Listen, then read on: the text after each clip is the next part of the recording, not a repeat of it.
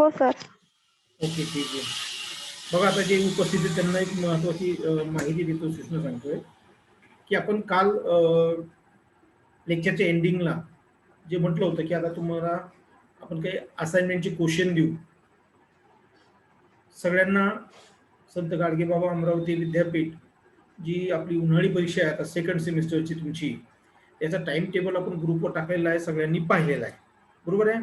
म्हणजे साधारणतः मला वाटतं 10 ऑगस्टपासून आपले एक्झाम सुरू होत आहेत, थिअरी एक्झाम. म्हणजे त्याच्या अगोदर आपली प्रॅक्टिकल एक्झाम असेल आणि त्याच्या अगोदर आपल्याला काय करावं लागेल, जे थेरीचे 80 मार्काचा पेपर असतो, तर त्या थेरीच्या 80 मार्काचा पेपर मग आपल्याला एमसीक्यू पॅटर्नचा येईल तो. पण 20 मार्क जे इंटरनल असतात, त्या 20 मार्कासाठी आपल्याला असाइनमेंट घ्यावं लागते, टेस्ट घ्यावं लागते. ठीक आहे. तर आपण आता काय करू, त्यावरती एक असाइनमेंट तुम्हाला मी दिलेली आहे, आपल्या ग्रुपवर टाकलेली आहे बघा. असाइनमेंट आपल्या ग्रुपवर टाकलेली आहे. 5 क्वेश्चन दिलेले आहे त्यामध्ये मला वाटतं आणि त्यातले कोणतीही 4 क्वेश्चन तुम्ही सोडवायचे असे आपण ते लिहिलेलं. मी लागलं तर ती या ठिकाणी सुद्धा ते शेअर करतो. स्क्रीन सुद्धा या ठिकाणी त्याची शेअर करतो म्हणजे तुम्हाला ती लक्षात येईल. ओके.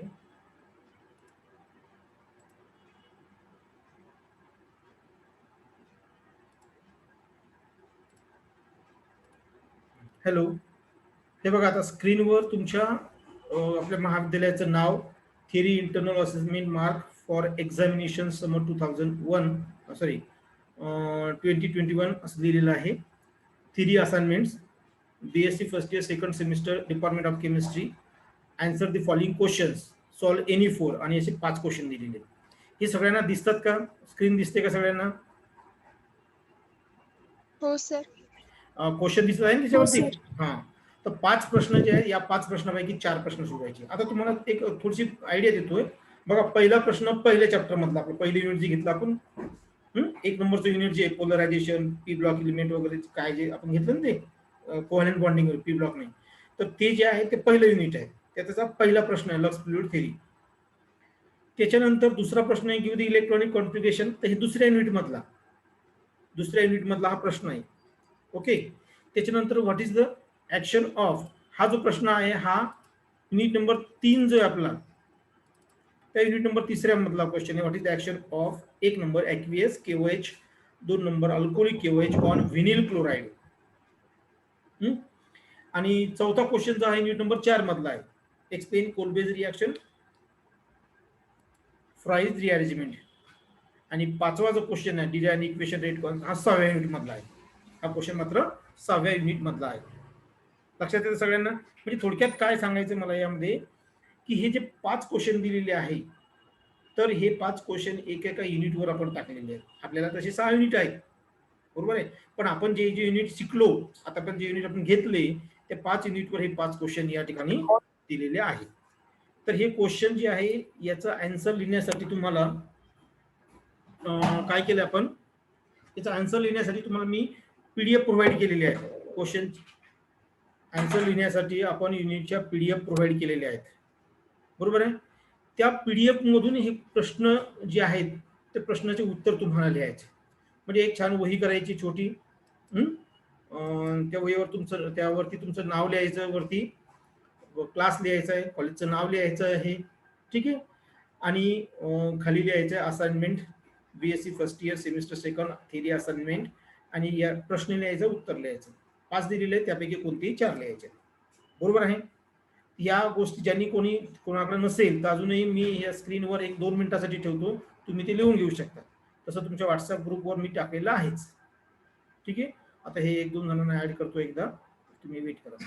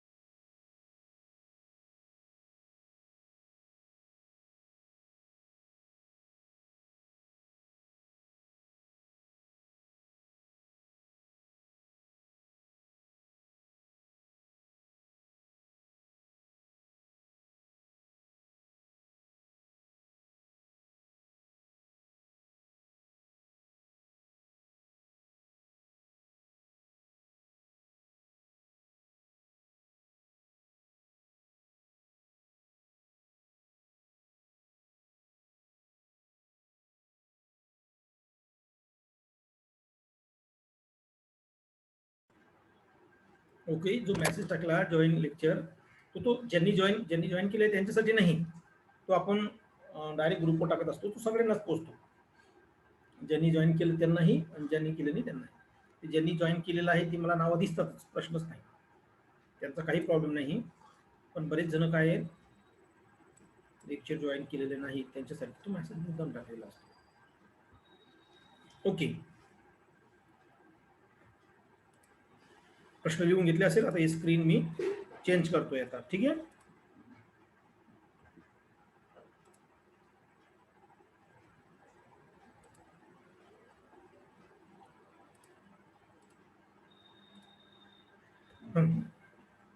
ओके, चला आपण आता लेक्चर स्टार्ट करू. आपलं महत्वाची सूचना सगळ्यांना कळाली.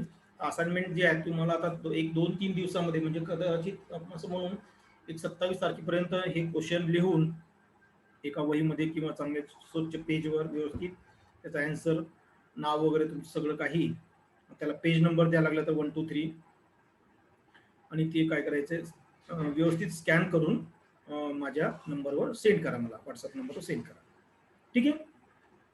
चला आपण लेक्चर स्टार्ट करू. Now, first of all, good morning, all dear friends.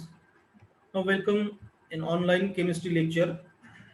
Now, today we will discuss unit number 6, chemical kinetics, and today's topic, second order reaction. Now, dear friends, in previous lecture we discussed about first order reaction, zero order reactions, and pseudo first order reaction or pseudo order reactions. Okay. Now, first, what is the order of reaction? Order of reaction is nothing but the sum of power of concentration terms in a rate law expression or rate law equation is known as the order of reaction. म्हणजे ही order कशी determine करायची, आपल्याला कशी पाहायची आहे? Generally order of reaction depends upon the rate of reaction depends number of reacting molecules or concentration of reacting molecules. Okay, so in case of second order reaction, here name itself suggests second order reaction, that means the rate whose rate depends upon the concentration of two molecules.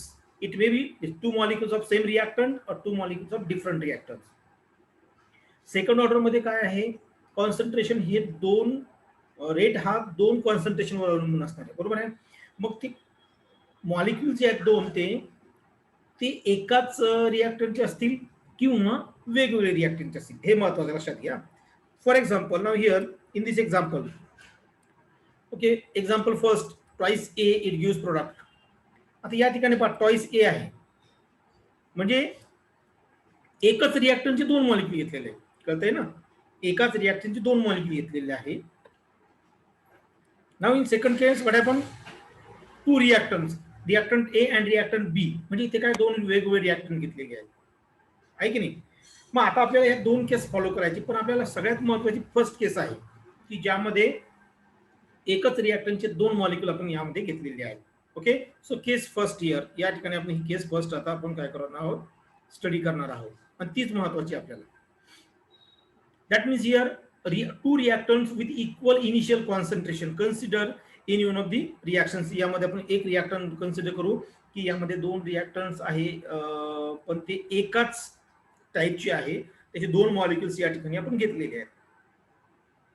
Okay, now consider a second order reaction, twice A gate convert into product. मग आता आपण काय करू, twice ए हा product मध्ये convert होते, ही second order reaction consider केली.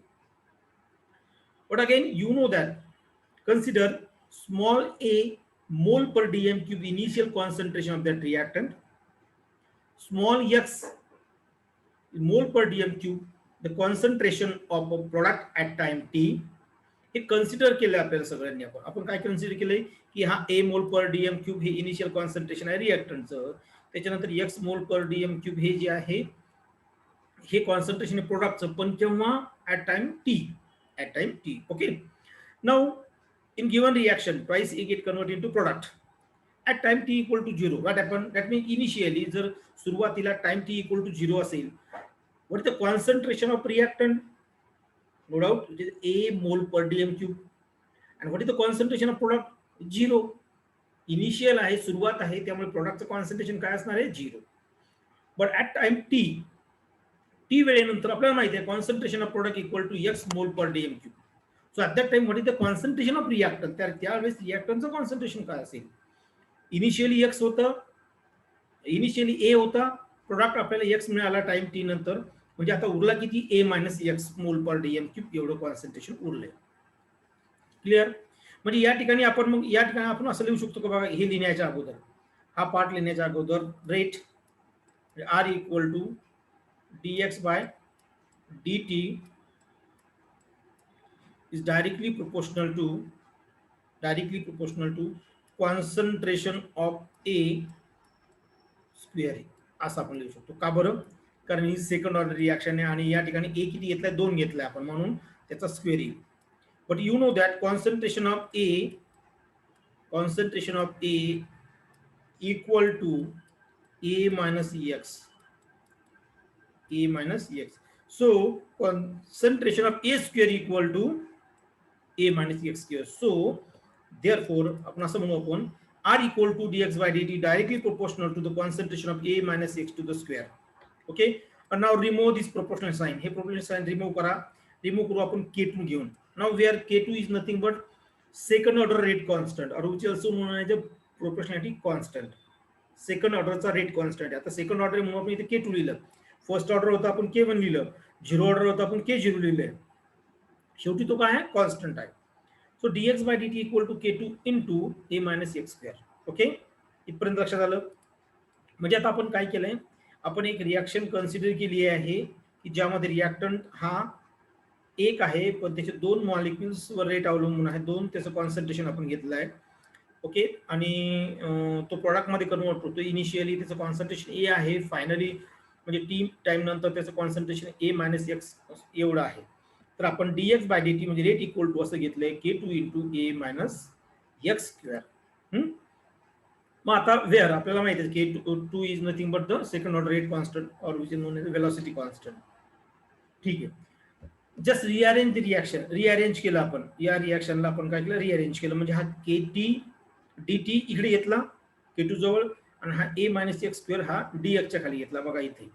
Okay, याला रिअरेंज केलं. नाउ इंटिग्रेटिंग दिस इक्वेशन, याला या इक्वेशनला आपण इंटिग्रेशन अप्लाय करायचं. ओके, परत एकदा सांगतो, इंटिग्रेशन का अप्लाय करायचं? कारण dx dt हे स्मॉल चेंजेस आहेत, स्मॉल फॅक्टर आहेत, स्मॉल स्टेप्स मधले हे फॅक्टर आहेत. आपल्याला टोटल पाहिजे चेंज, म्हणून आपण काय करणार? त्याचं समेशन करणार आहोत. So summation 1 upon A minus x square into DC dx किंवा म्हणा dx upon A minus x square equal to integration K2 into dt. पण आता एक माहिती आपल्याला मित्रांनो की K2 हा कॉन्स्टंट आहे, K2 हा काय आहे? कॉन्स्टंट आहे.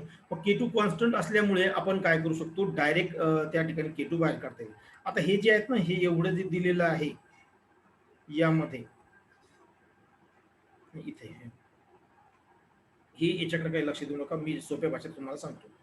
हे थोडंसं कट करा, समजा लक्षात घ्या. हां, नाउ हिअर हे इक्वेशन कसं येईल? हे इक्वेशन कसं येईल? Integration dx upon A minus x square equal to K2 बाहेर येईल, इंटिग्रेशन dt.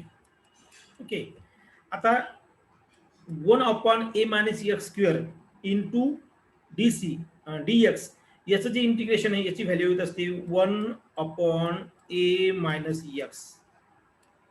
याची व्हॅल्यू येते 1 अपॉन ए मायनस एक्स. बरोबर आहे?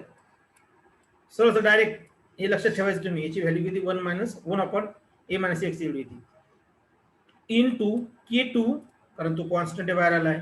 Integration of dt equal to t plus integration constant. Integration constant आपण प्लस घेत असतो, आपल्याला माहिती सगळ्यांना. म्हणजे इंटिग्रेशन ज्यावेळेस रिमूव्ह करतो आपण, त्यावेळेस आपल्याला काय करावं लागतं? इंटिग्रेशन कॉन्स्टंट घ्यायला लागतो. प्लस सी हा त्याचा काय आहे? सी हा इंटिग्रेशन कॉन्स्टंट आहे. ठीक आहे, हे बघा इथे 1 upon A minus x equal to K2 into t plus C. Okay, now C is nothing but the integration constant. C हा इंटिग्रेशन कॉन्स्टंट आहे. Now calculate the value of C. आता C ची व्हॅल्यू आपल्याला काय करायची? Calculate करायची. या ठिकाणी काय करायचं? आपल्याला सी ची व्हॅल्यू काय करायची? कॅल्क्युलेट करायची. आता ती कॅल्क्युलेट करायची म्हटल्यानंतर आपल्याला पहिले इनिशियली काय कंडिशन आहे ती फॉलो करावं लागेल. बरोबर आहे?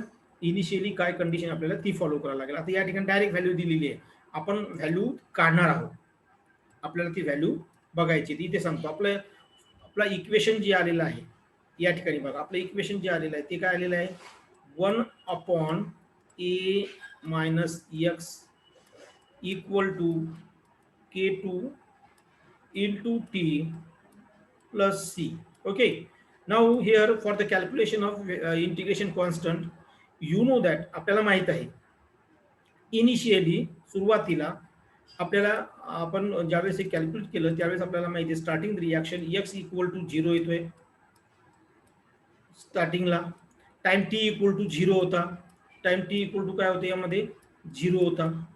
Put this value in this equation, या इक्वेशन मध्ये ती व्हॅल्यू टिकली म्हणजे काय रे 1/a equal to t equal to 0 म्हणजे 0 आलं 0 प्लस c.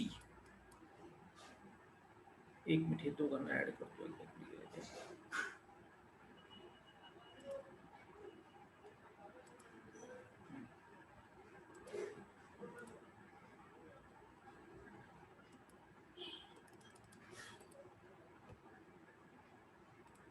ओके म्हणजे सी इक्वल टू काय 1/a हे बघायचं सी इक्वल टू 1/a आलेलं आहे. Put this value in this equation, या इक्वेशन मध्ये व्हॅल्यू टाकू 1/a minus s equal to k2 into 2 plus c च्या ऐवजी काय टाकू आपण 1/a.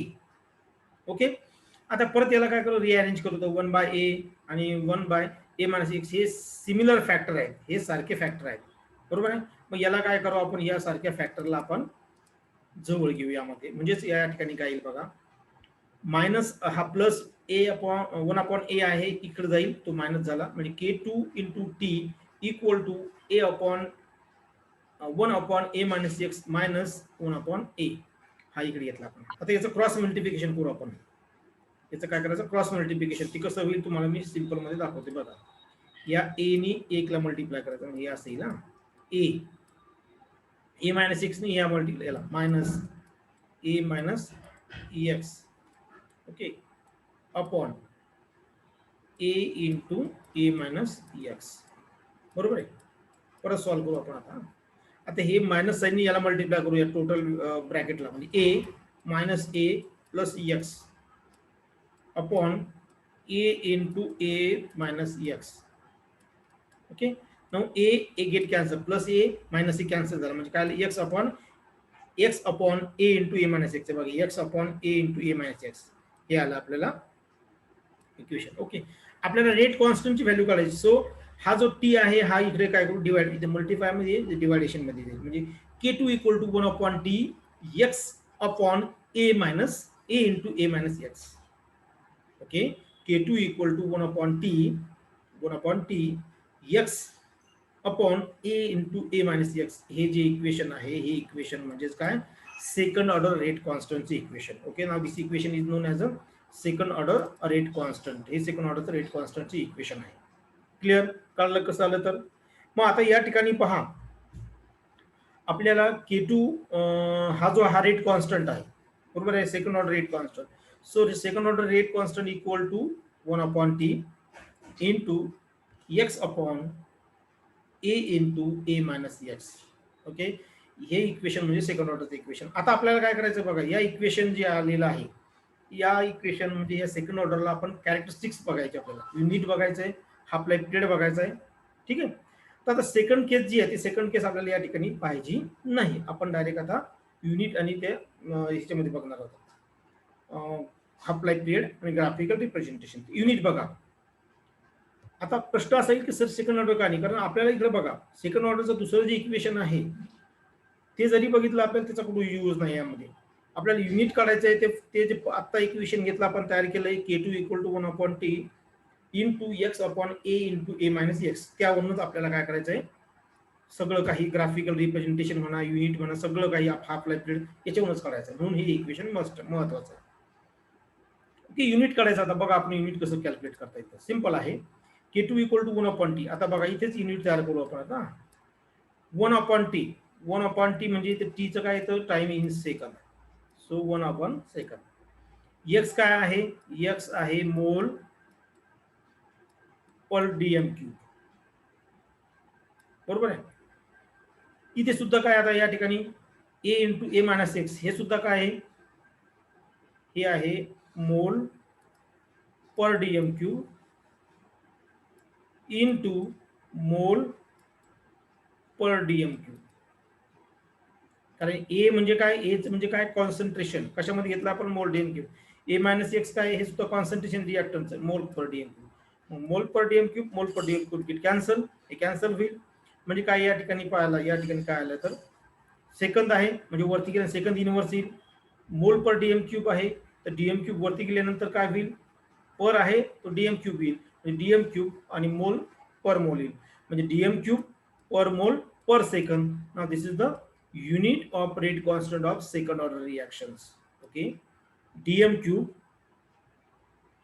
पर मोल पर सेकंद किंवा DM cube mole inverse second inverse, हे काय आहे, सेकंड ऑर्डर रेट कॉन्स्टंटचं युनिट आहे. बघा हे याच्यावर परत एकदा प्रश्न सांगतो, याच्यावर प्रश्न असू शकतात, एमसीक्यू याच्यावर असतात, त्याच्यामुळे ते आपल्याला सगळ्यांना माहीत पाहिजे की सेकंड ऑर्डरचं युनिट कसं काय होतं, फर्स्ट ऑर्डरचं काय आहे, या गोष्टी आपल्याला माहीत पाहिजे. ओके, चला तर नेक्स्ट पॉईंट घेऊ आपण, half life period. Half life period reactions बघू आपण आता. आता परत ते झालं हाफ लाईफ पिरियड मध्ये, म्हणजे थोडक्यात टाइम टी इक्वल टू काय पाहिजे आपल्याला, टी हा हाफ टी पाहिजे आपल्याला, टी हाफ. ओके, मग आता मला सांगा एक्स ची किंमत किती येईल, एक्स ची किंमत येईल ए बाय टू. परत एकदा रिपीट करतोय, एक्स ची किंमत ए बाय टू का आली, एक्स काय आहे, टाइम टी नंतर मिळाला आपल्याला. आता आपल्याला सुरुवातीचे इनिशियल कॉन्सन्ट्रेशन किती घेतलं आपण, एक, सुरुवातीला इनिशियल कॉन्सन्ट्रेशन आपण स्मॉल ए घेतलं, बरोबर आहे. मग आता मी असं म्हटलं की अर्ध्या वेळेनंतर हे कॉन्सन्ट्रेशन किती राहील, ए बाय टू. सिंपल आहे, अर्ध्या वेळेनंतर. म्हणजे मी जर समजा 10 किलो घेतलं असेल तर अर्ध्या वेळेनंतर किती उरेल, 5 किलो. म्हणजे काय केलं तुम्ही, 10 डिवाइड बाय 2, म्हणजे ए डिवाइड बाय 2. म्हणून एक्स ची किंमत काय येईल, ए डिवाइड बाय 2. एक्स काय आहे, रिएक्टंट प्रोडक्टचं कॉन्सन्ट्रेशन आहे. तो एक्स इथं राहणार आहे का, ती केव्हा पण टी वेळेनंतरचं आहे. आपल्याला टी वेळेनंतर पाहिजे, टी हाफ वेळेनंतर पाहिजे. चला put this value in this equation, या इक्वेशन मध्ये कुठं करू आपण, म्हणजे या ठिकाणी काय येईल बघा, K2 equal to 1 upon t half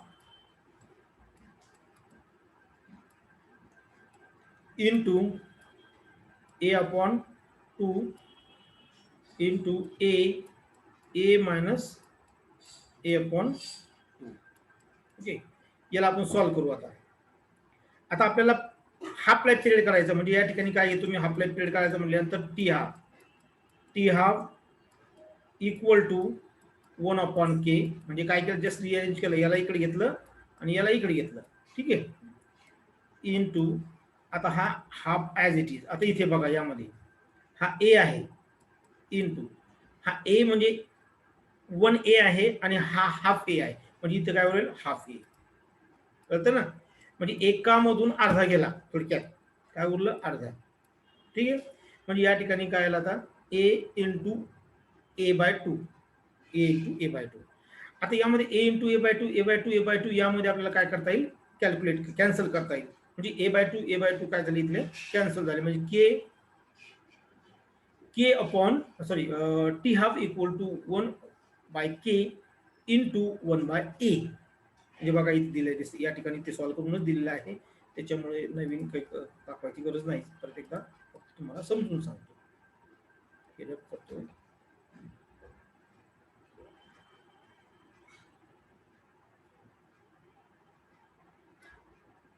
बघा आता या ठिकाणी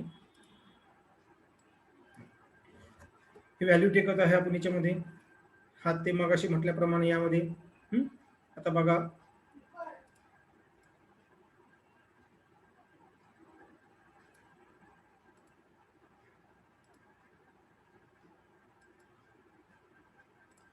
ओके, काय आला, टी हाफ यामध्ये म्हणजे K2 इक्वल टू म्हणा किंवा T half equal to 1 by K बघा 1 बाय K2 के नाही 1 बाय K2 इंटू 1 बाय ए. या ठिकाणी हे चुकलं, इथे पाहिजे टी हाफ, फक्त लक्षात घ्या, फक्त टी हाफ पाहिजे. कारण बघा ना, सिंपल आहे नाही, याच्यावरून दिसतं आपल्याला की हा टी हाफ इकडे गेला, म्हणजे इथे काय T half equal to 1 by K2 into 1 by A. आता काळजीपूर्वक लक्ष द्या, 1 बाय K2 काय आहे, हा K2 आहे रेट कॉन्स्टंट. म्हणजे याचा अर्थ आपण हा जर रिमूव्ह केला, आपण हा केव्हा घेतला होता, हा घेतला होता आपण प्रोपोर्शनॅलिटी साईन काढून टाकण्यासाठी.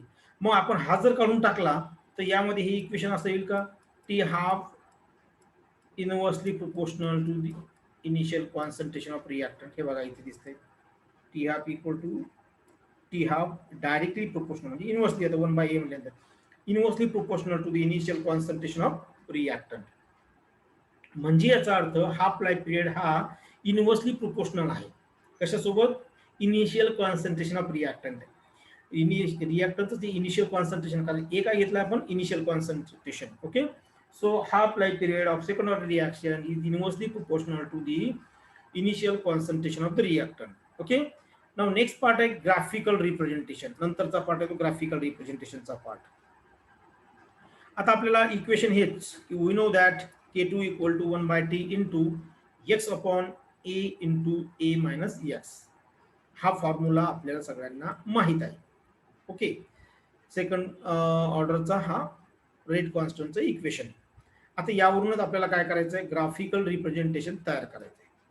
म्हणजे आम्ही काय करत असतो सुरुवातीला, मग यासाठी आपण काय करत असतो, हे इक्वेशन जे आहे ग्राफिकल इक्वेशन मध्ये कन्वर्ट करतो. म्हणजे y equal to mx plus C या फॉर्म मध्ये आपल्याला कन्वर्ट करतो. तर याला काय करायचं, जस्ट रिअरेंज केलं आहे आपण. आता तुम्ही म्हणसान हे असं काय करायचं, y म्हणजे काय, y ऍक्सिसवरची व्हॅल्यू, आणि ते कशा असतात, व्हेरिएबल बदलणारे असतात. हा, x म्हणजे x ऍक्सिसचे व्हॅल्यू, आणि ते कशा असतात, व्हेरिएबल असतात. त्या काय असतात, व्हेरिएबल असतात. आणि m हा कॉन्स्टंट असतो, m हा स्लोप वरून येते व्हॅल्यू, ती आपल्याला फिक्स मिळते. मग आता याला तशा पद्धतीने रिअरेंज करायची या फॉर्म मध्ये. ओके, त्यासाठी काय केलं बघा, हा 1/t इकडे घेतलाय, मल्टिप्लाय केला याला, या ठिकाणी हा टी इकडे गेला K2 सोबत, म्हणजे असं आलं इक्वेशन. ओके, त्याच्यानंतर या ठिकाणी आता सिंपल आहे, हे जे इक्वेशन आपण कन्वर्ट करतोय याला,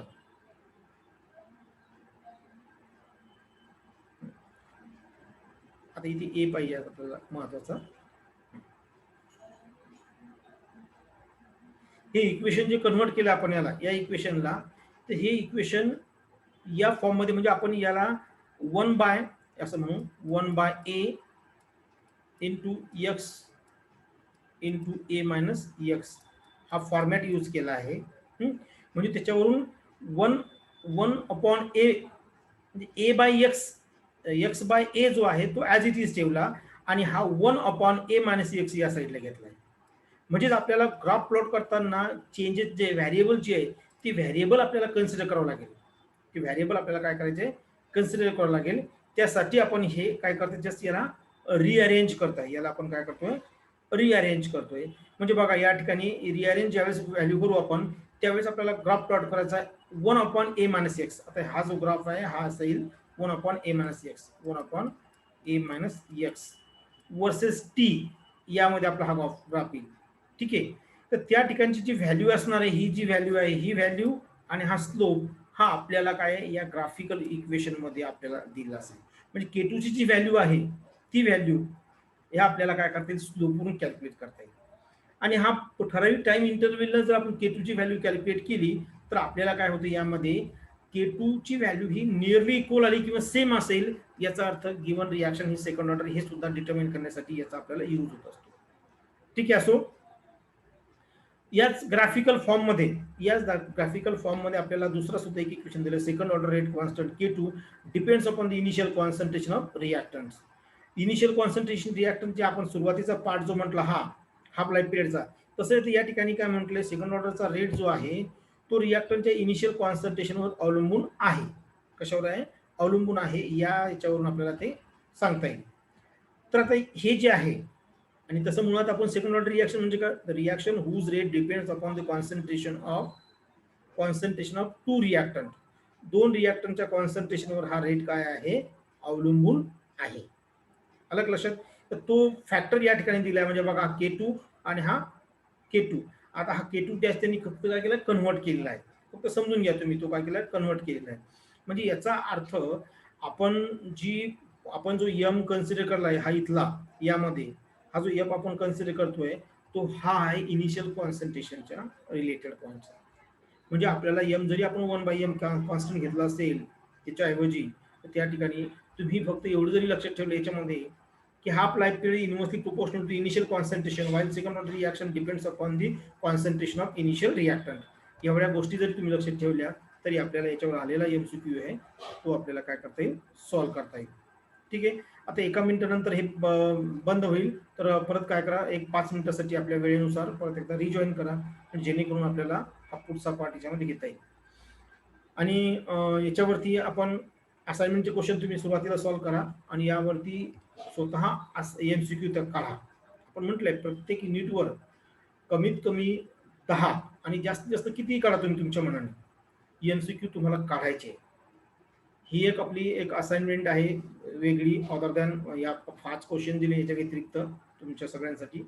आणि बऱ्याच जणांनी ते मला व्हॉट्सअपवर टाकलेले सुद्धा आहे, लागले तुम्ही ती नावाची यादी सुद्धा टाकतो तुम्हाला, 1-2 जणांनी जे टाकलेलं आहे त्यांची नावं सुद्धा आपण देऊ, कारण त्यांनी ती बिचाऱ्यांनी मेहनत घेतली